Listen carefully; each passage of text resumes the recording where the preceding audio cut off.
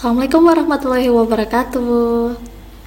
Halo anak-anak semuanya, kita berjumpa lagi.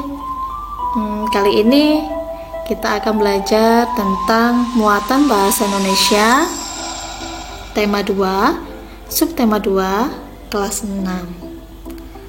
Oke anak-anak, ibu khususkan pada bahasa Indonesia ya. Mari kita pelajari bersama. Nah, untuk bahasa Indonesia kali ini kita akan belajar tentang kalimat efektif. Apa itu kalimat efektif? Kalimat efektif adalah kalimat yang disusun berdasarkan kaidah-kaidah yang berlaku. Untuk lebih jelasnya, mari kita pelajari ciri-ciri kalimat efektif. 1. Kalimat efektif memiliki unsur pokok pembentuk kalimat, yaitu subjek dan predikat. 2. Adanya pemilihan kata atau diksi yang baik dan tepat.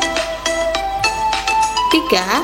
Sesuai dengan pedoman umum ejaan bahasa Indonesia atau PUEBI. 4. Hemat dalam menggunakan kata.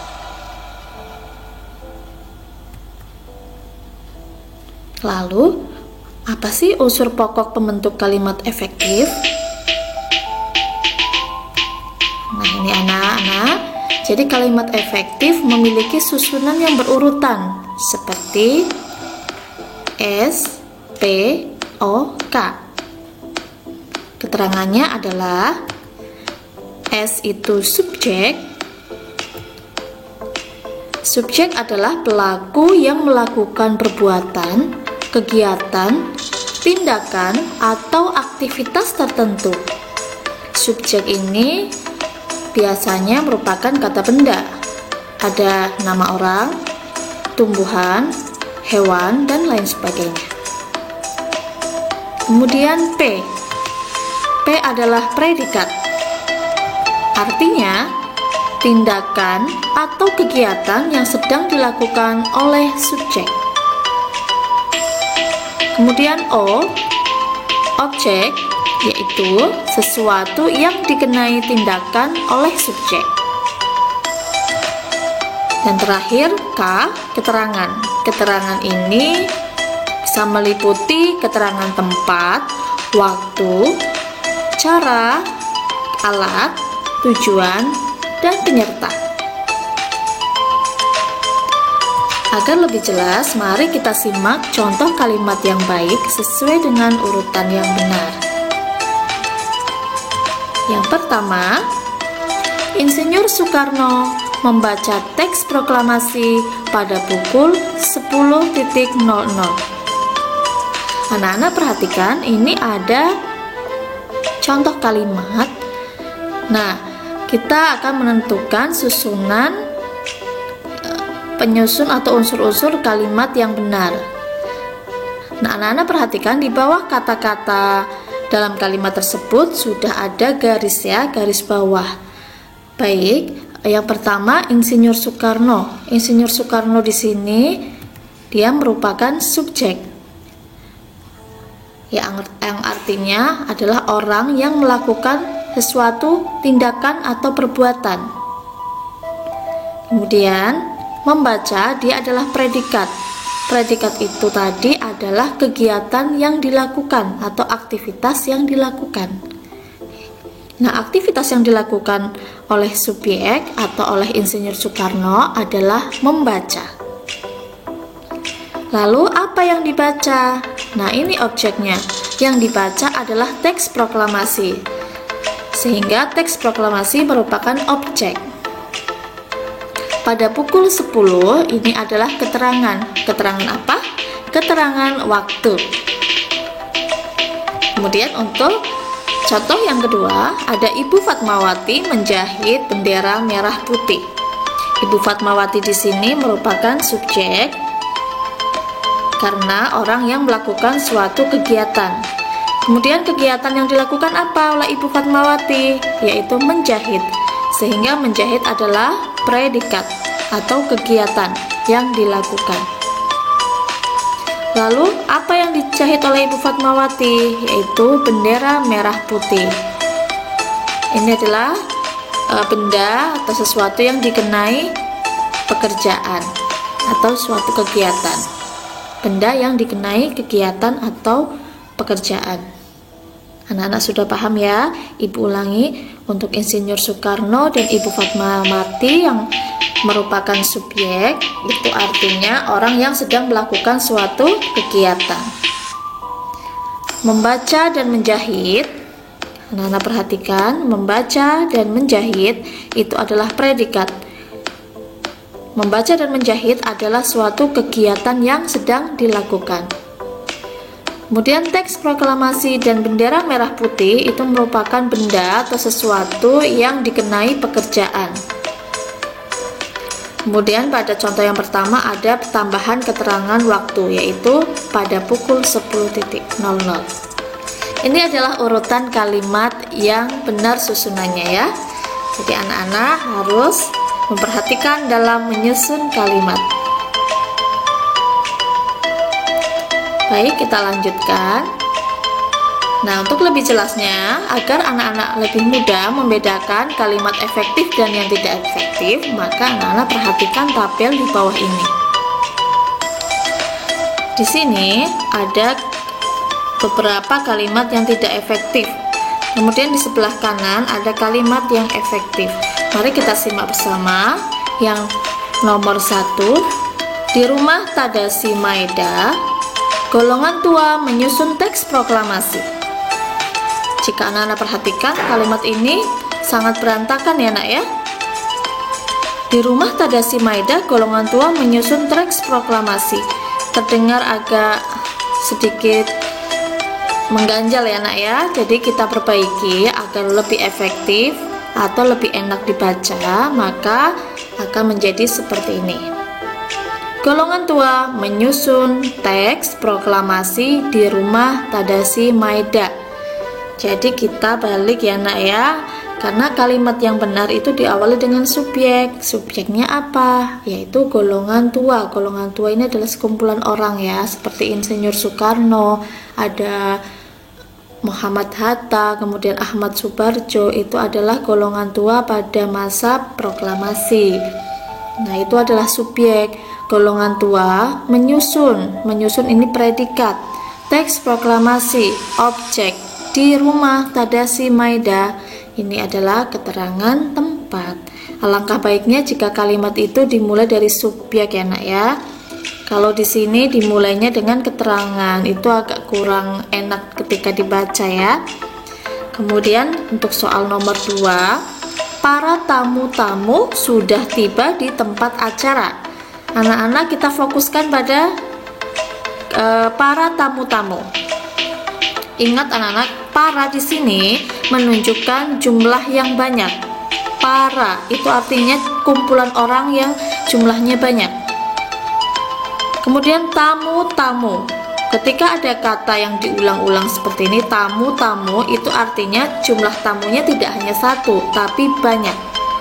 Sehingga apabila kita perhatikan pada kalimat ini ada para, ada tamu-tamu. Para dan tamu-tamu ini memiliki arti yang sama, yaitu banyak. Ketika kita artikan, itu kata banyaknya akan double ya nak ya. Para tamu-tamu ini double ya. Nah, sebaiknya karena kalimat efektif itu adalah kalimat yang hemat kata, maka kita persingkat saja seperti ini. Ambil salah satu saja, boleh ambil paranya saja atau tamu-tamunya saja. Jadi seperti ini ya. 1, tamu-tamu sudah tiba di tempat acara. Atau para tamu, ingat tamunya satu saja karena di sini sudah ada para, artinya banyak tamu ya. Jadi para tamu sudah hadir di tempat acara. Tidak boleh boros-boros kata ya nak. Kalau boros kata itu artinya tidak efektif. Sehingga kita pilih salah satu, mau pakai para atau mau memakai tamu-tamu. Baik, lanjutkan ke contoh yang nomor 3. Sayuti Melik mengetik naskah proklamasi dengan amat sangat teliti. Sekilas itu tampak biasa ya nak ya, ternyata di sini ada pemborosan kata. Di mana pemborosannya? Di sini, amat sangat. Amat dan sangat artinya sama. Cukup ditulis satu saja, kita pilih satu saja. Sayuti Melik mengetik naskah proklamasi dengan sangat teliti. Ambil satu saja. Paham ya Naya? Jadi kalimat efektif adalah kalimat yang biasanya dimulai dari subjek, kemudian kalimat yang hemat dengan kata, tidak boros-boros kata. Kalau dia boros-boros kata atau di dalam kalimat itu terdapat kata-kata yang artinya sama, pakailah satu saja. Paham ya Naya? Itulah kalimat efektif. Kita lanjutkan. Nah, anak-anak, untuk bahasa Indonesia, anak-anak diminta untuk melengkapi peta pikiran menggunakan kalimat efektif. Sebelumnya Ibu sudah pernah membahas tentang peta pikiran. Nah, untuk pertemuan kali ini Ibu akan khususkan bahasa Indonesia pada peta pikiran agar anak-anak lebih paham bagaimana cara mengerjakan peta pikiran itu. Nah, ternyata peta pikiran itu dapat membuat kita lebih mudah mengingat informasi penting dari teks yang telah dibaca.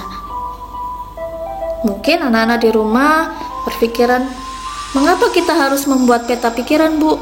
Itu ya. Untuk apa peta pikiran itu? Nah, ternyata peta pikiran itu dapat memudahkan kita untuk mengingat informasi penting yang ada dalam teks. Biasanya cerita di dalam teks atau info-info yang ada di dalam teks itu sangat panjang, sehingga terkadang kita sulit untuk mengingat-ingat. Maka dari itu ada cara untuk memudahkan kita dalam mengingat informasi, yaitu menggunakan peta pikiran tersebut. Ketika membuat peta pikiran, sebaiknya anak-anak menggunakan kalimat efektif agar singkat, padat, dan jelas ya, sehingga enak dibaca. Kemudian peta pikiran dapat disusun dalam bentuk diagram. Ini akan memudahkan kita untuk menyusun informasi. Nah, anak-anak, selanjutnya bagaimana cara membuat peta pikiran dari sebuah teks? Jadi caranya adalah yang pertama, anak-anak harus membaca teks dengan teliti. Baca dulu dengan teliti. Kemudian yang kedua, anak-anak mulai membuat kerangka pikir menggunakan aspek apa, siapa, mengapa, di mana, dan bagaimana. Yang ketiga, anak-anak mulai menulis informasi dari setiap kerangka pikir yang sudah dibuat sebelumnya. Untuk lebih jelasnya, Ibu akan memberi contoh pada anak-anak tentang langkah-langkah membuat kerangka pikir. Nah, ini ada teks ya Nak ya, mari kita baca bersama. Judulnya adalah Pertempuran Surabaya.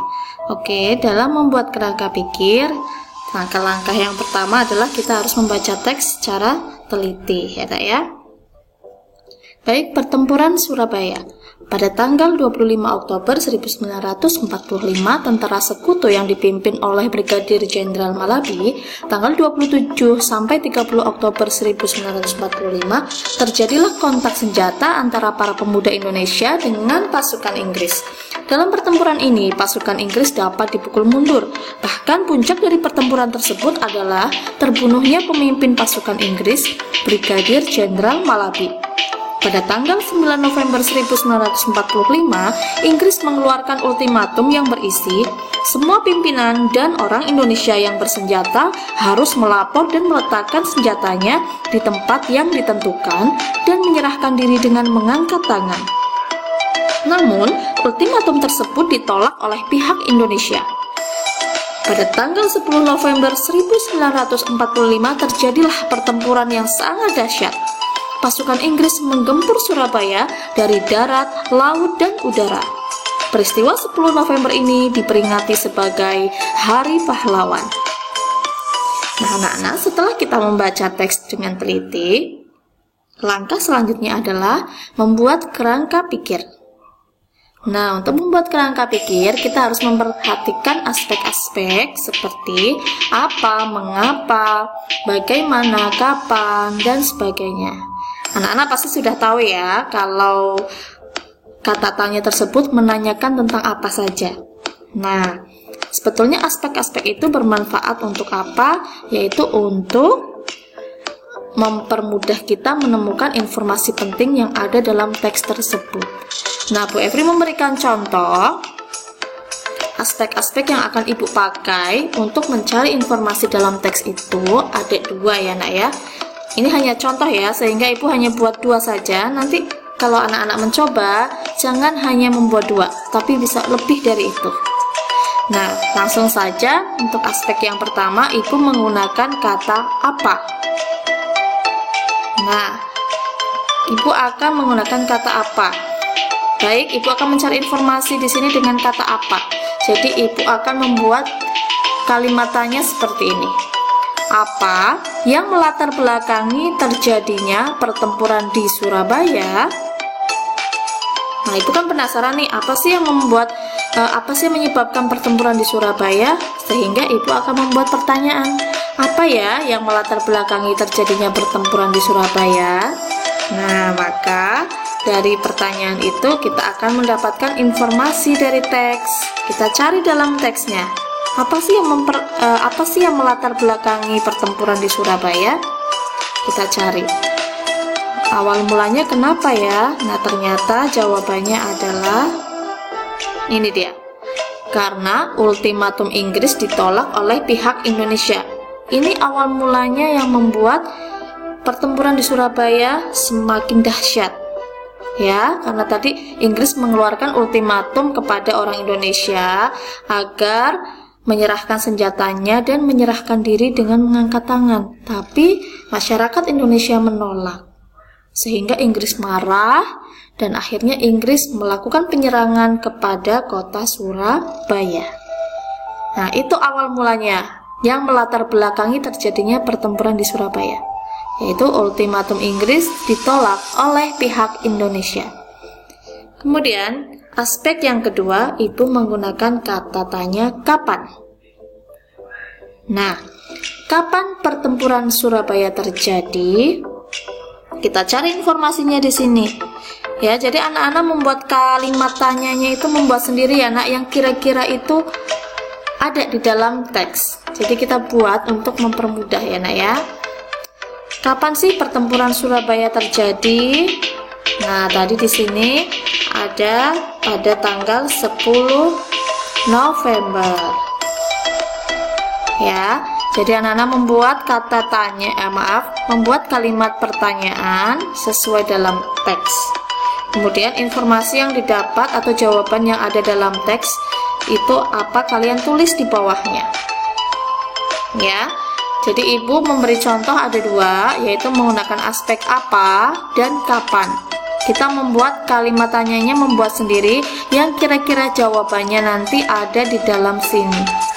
Kemudian ketika jawabannya ditemukan, tulislah di bawah pertanyaan tersebut seperti ini.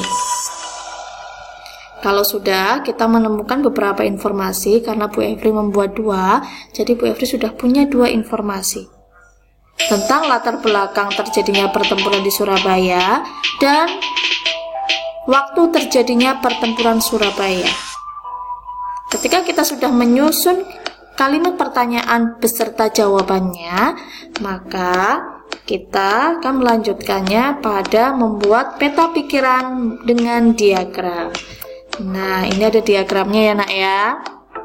Ada diagram di sini, kita jangan lupa tuliskan judulnya tadi, pertempuran Surabaya.